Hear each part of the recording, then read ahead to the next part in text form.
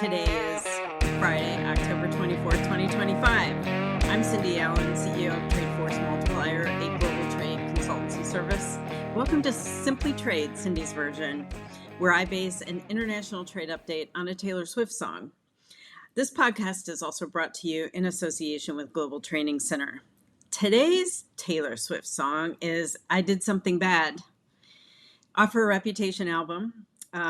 It's very catchy. Everyone will know this song. I Did Something Bad. Why does it feel so good? We'll get into that in a little bit. But first, what happened with international trade in this week? Well, today has been kind of a busy, or this week has been kind of a busy week. We're in week 4 of the government shutdown. There have been no measurable impacts yet. However, the longer it goes on, the higher the likelihood that we will have impacts in international trade.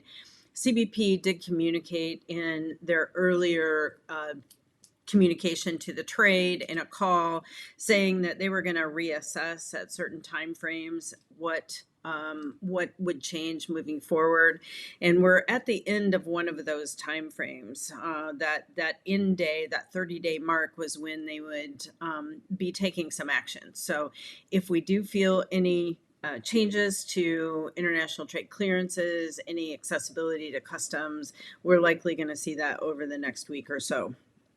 What this really means, we don't know yet. How it would be impacted, what positions would possibly, be sent home. If any positions are sent home, we really don't know. So keep an ear to the ground and let's figure out what's going to happen together. Last Friday night, we did have a Friday night surprise. After I recorded my last podcast, Section 232 duties were announced on medium and heavy duty vehicles and their parts at 25% and on buses at 10%. Even though it was just a week ago, it seems like forever because so many things have happened. This is effective November 1st, so we'll be seeing that in about a week and a half.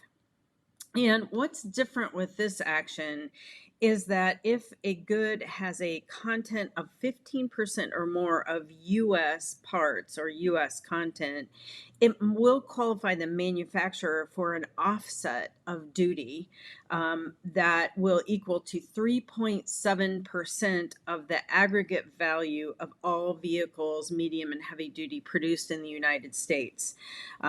Assembly was defined, what makes assembly, so they have to be assembled in the United States.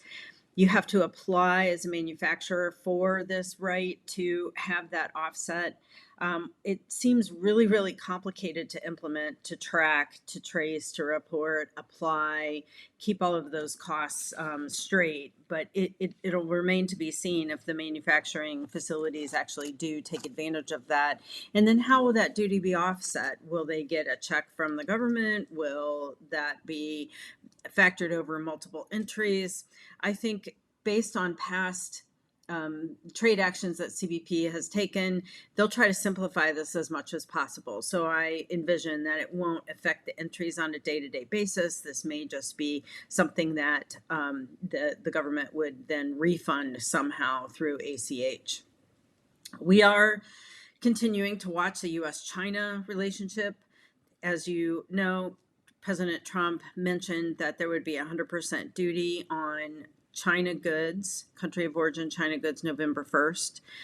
Things cooled off after that announcement, but we haven't seen anything retracting that. We haven't seen anything actually confirming that that'll go in, but we're all watching. We have seen some importers stop shipments in this past week or so temporarily, or they did massive forward shipping so that their goods would not be hit with 100% duty on the water or in transit. So we do expect to have some impacts to the trade flows from those actions until this is really settled. We do know that discussions are happening between the U.S. and China, and we hope to hear something out of those negotiations soon. We're also hearing that India and the U.S. are sitting down at the table. As you know, India has a 50% duty, pretty high for IEEPA rates, and we're hoping that that will progress well and come with a deal that will lower that amount. Lots of pharmaceuticals coming from India that could be impacted. Another notice went out to expand the component level exclusion of Section 232 items for aluminum and steel. This is likely to result in additional products being covered by the component level aluminum and steel 232 duties. We did see the last two lists that came out were actually confirmed for inclusion, so we do expect most of those goods to be included moving forward. This has also impacted manufacturing and shipping. Some of it, again, forward stocking. Some of it is going to result in reduced imports into the United States. November 5th is a big date. That's when the IEEPA court case is going to have its first hearing at the Supreme Court. We're all waiting to see who will show up. Will the president show up? Will Howard Lutnick show up? Who will actually be present at those hearings and who will serve as witnesses? We're all looking toward that November 5th. Lots of trade associations have filed what's called an amicus brief, which means in support or in opposition to the court action. NCBFA was among those, considering that I know some of the law firms did on behalf of their clients.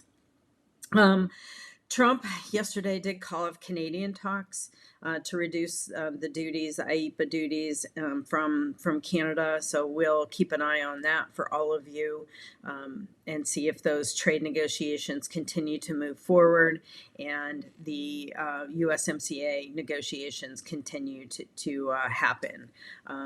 We hope that that's just a temporary type of action right now. So let's get to, I did something bad. I did something bad. Why does it feel so good? I chose that song because we are seeing a lot of 28s and 29s from CBP. They're significantly increasing.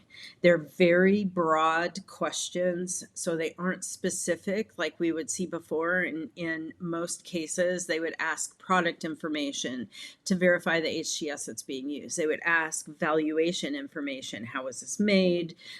What value goes into it to confirm the value? But what we're seeing is almost like a mini focused audit questionnaire coming out in these 28s. They're very comprehensive and very detailed. Some of them almost seem automated in nature, so they aren't necessarily applicable to every situation, but we're seeing common language across the 28s. And the centers are sending these out, and they're sending them out in large quantities across a very large group of importers. Many importers are getting multiple 28s on multiple different products that they produce. We are seeing some trends here that it is targeted on Section 232 products or products that they believe should be under Section 232. We're seeing it focused on IEEPA exemption tariffs to make sure that those tariff codes are accurate, and also valuation in the component 232 cases to make sure that the component level information that's being assessed is being included at the right value, at the right duty for that component. We are seeing comprehensive information requested, including product information, value information on the product, and value information on the components that go into that product. So before, when you would get a questionnaire like this, you would go to your bill of materials, you would supply that bill of materials to CBP, they would look at it, you would talk about the manufacturing process, they'd say, yes, that does qualify for this, country of origin, yes, it does seem to be this product, yes, it seems to be this value. But what CBP seems to be asking for is component level value information. So back to my trusty cup. If I had a cup and it was metal and it had aluminum and steel in it, right now that cup is subject to both aluminum 232 and it's subject to the steel 232 as a component. So I have to know and be able to prove how much steel, how much aluminum, how much of the other products go into that. You know, most of these cups have a plastic lid, they have a coating on them, then the manufacturing cost to do that. We are seeing customs ask for the valuation of the aluminum that went into those cups for that type of questionnaire, and expecting the importer to be able to produce that information in the 30 or 60 days that they're given. We're also seeing multiple manufacturing processes being requested for the entire process of the manufacture of that good. So they're not just saying, where is that cup made? Give me the manufacturing information based on that cup. They're asking, where was the steel milled? Who produced that? What was the value? What's the manufacturing process there? So that they can determine if the value that you're paying on the 232 duty for that steel is accurate. We're seeing that used for not just the justification of an HTS number like we would normally see, or a valuation like we would normally see. We are seeing that level of information. So it's a huge challenge for most importers because they have not kept records of that component level valuation, and they've had a huge issue getting that information from their suppliers, who also aren't necessarily keeping track of that information because they aren't the one importing into the United States. They keep the records as needed for their own country where they are based.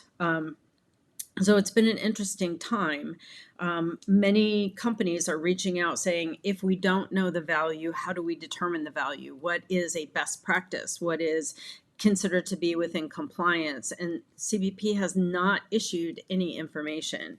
The best advice I heard from an attorney was, you have to justify that you've used reasonable care in determining the value. So what reasonable care means to one company might be completely different what reasonable care means to another importer. So we are seeing some of these importers go through some really trying times, especially if they just took a guess and said, oh, we think it's 40-40, 40 aluminum, 40 steel, and the rest is 20%. We're seeing them thinking, did I do something bad in doing this? So just know those questionnaires are out there. If you have products that are subject to 232 or an IEEPA reciprocal exemption tariff number, you may want to start getting that information gathered just to show that you have the information in case you get that 28 or 29. And if you did something bad and you did it over and over and over again, you may want to reach out to a trade consulting firm for assistance, or reach out to a trade attorney for advice. So hopefully you didn't do something bad and you'll be okay. That's my update this week, and we'll talk to you again.